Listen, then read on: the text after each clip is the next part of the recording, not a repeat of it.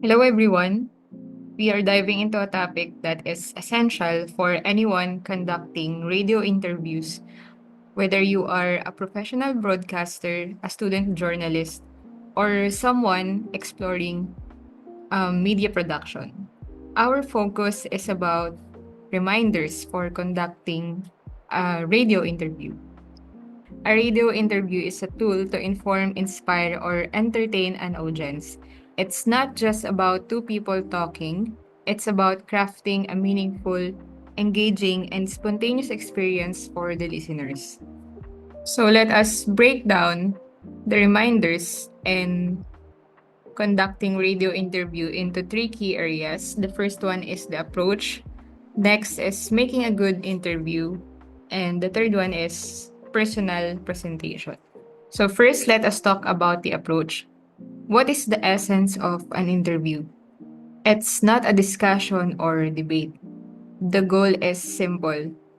Draw out information, ideas, or emotions from your guest. As the interviewer, you are the facilitator. And you must remember these key points. First is to stay neutral. Next one is to embrace spontaneity. And the third one is to consider the listener. So, an interview aims to draw out an information, ideas, or emotion from an expert, a personality, or a regular person. So basically, it is not a discussion. It is somehow a conversation about an experience or something notable from that guest. When we say stay neutral, you are there to ask questions, not to share your opinions or argue with your guests. You must keep the focus on the interviewee. And when we talk about spontaneity, a good interview kasi should feel natural or not rehearsed. If it is sound scripted, nawawala yung authenticity niya. So your job as an interviewer is to guide the conversation without controlling it too rigidly. So dapat mas maging natural pa rin yung pag-share nung interviewee. So dapat mas natural pa din yung nagiging usapan nyo during the interview.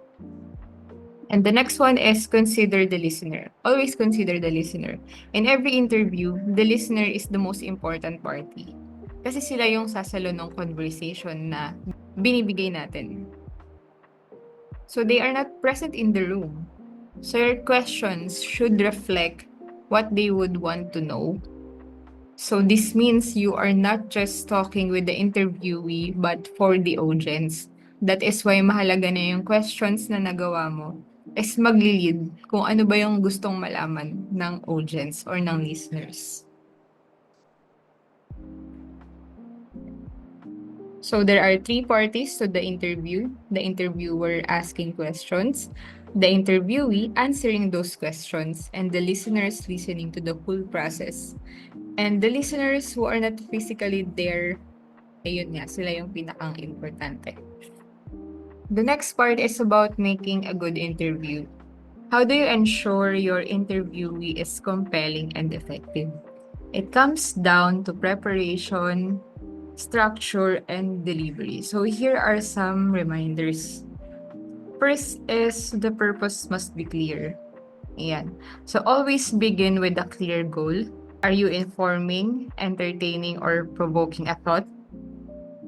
Your questions should also align with the purpose. Ayan. So it is also important to do your homework. There is preparation and research no matter how short the time allowed. So dapat before tayo magkaroon ng dapat before tayo magbigay ng questions, dapat na-research na natin 'to, nalaman na natin yung background nung ini-interview natin, and inaral na rin natin kung paano natin i-deliver yung questions sa kanila. So research both the topic and your interviewee.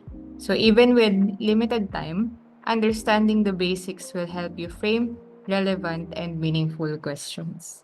Especially kapag kinoconsider talaga natin is yung listener. So the next one is be ready technically. Ayan, yung mga recorder, tapes, batteries, dapat on hand. So, always have functional recording equipment.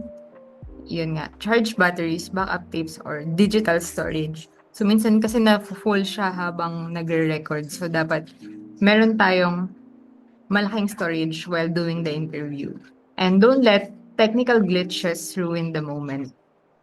Questions are focused on the objectives. They are direct and short, simple and intelligible, as well as stimulating. So always ask the right questions. Craft questions na merong focus, nag-stimulate, and dapat clear din siya. So, kailangan i-avoid natin yung pag-rumble. And sa stimulating naman, let us challenge our guest to think and share new insights. Also, make sure that the questions are relevant to the audience. Kagaya nga nung sinabi ko kanina, let us always consider the listener kasi kahit wala sila dun sa mismong process ng recording or ng interviewing, sila pa rin yung tatanggap ng knowledge na gusto natin i-share. So think about what your listeners care about or are curious about. Next is the discussion develops logically from beginning to end. So maintain the flow. Structure the conversation logically. Start with easy introductory questions and gradually build toward deeper or more complex ones. So kagaya nga nung sinasabi sa attribute ng development communication, we must take this as scientific in outlook. So kapag ginamit natin yung systemic approach, we must start with the general papunta sa specific. So ganun din sa flow ng interview, pwede natin siyang i-apply. Next one is stay impartial. Even if you strongly agree or disagree, keep your personal views out of the interview. Kasi your neutrality builds credibility. So, kailangan kapag nag-i-interview ka, hindi ka dapat nagbibigay agad ng sarili mong opinion. Especially if you are disagreeing about something. Kailangan lang natin i-continue yung flow ng interview. So, as the interviewer, ikaw yung nagko-control ng pace, topic development, duration, and also yung mood. So, baka magkaroon ng problem if magbibigay ka ng opinion, lalo na kung disagreement. Baka maapektuhan yung mood ng interview. And also, keep it conversational. While it is structured, given na yun, an interview should sound natural and engaging. So, avoid stiff and robotic delivery. Okay lang siguro na meron tayong mga scripts or guide questions na hawak as long as hindi siya mag-sound as scripted. So, meron ding nangyayari na instances na may mga questions kang naiisip on the spot. So, is it okay lang naman na i-include siya? Especially kapag connected siya talaga sa pinag-uusapan. The last key area is the personal presentation. So, your personal presentation can make or break the interview before it even starts.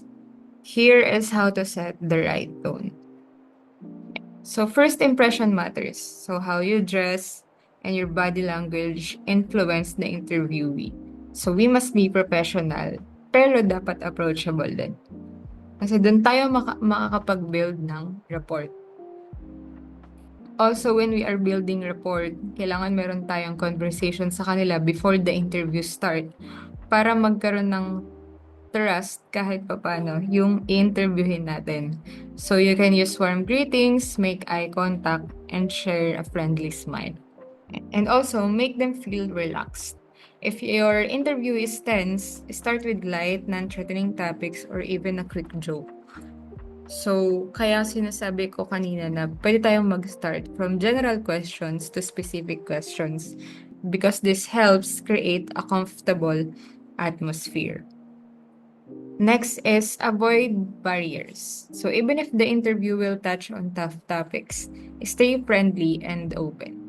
So, gano'n man ka-complicated yung questions, ang importante pa rin bilang interviewer, open tayo. And marami tayong pwedeng isagot or idugtong na questions based dun sa sinabi ng ini-interview natin. this encourages the interviewee to share honestly. On the pre-interview chat, so di ba bago tayo mag-start ng interview, kailangan merong short conversation between you and the participants. So somehow, you must sound na parang magiging comfortable sila para makapag-share sila ng mas marami. Yan. So we can also use congenial greeting, handshakes, ayan. And on rehearsing naman, avoid rehearsing an interview. If necessary, simply discuss it with the subject. So sabi nga nila, rehearsing an interview is like trying to rehearse a meal. The taste of the food will no longer be savored. Even a nervous interviewee performs better when the adrenaline is flowing. So never allow your interviewee to read from a script, and always reassure them that they will sound better without reading anything. Kasi nga yung focus natin and ang purpose natin for that interview is to share something to the audience. And we can share an authentic information to the audience if natural lang yung flow ng magiging usapan. In summary, a great radio interview combines preparation, purpose, and presence. It is about more than just asking questions. It's about creating a dialogue that resonates with your audience while showcasing your guest. Always keep the listener in mind and aim for authenticity and engagement.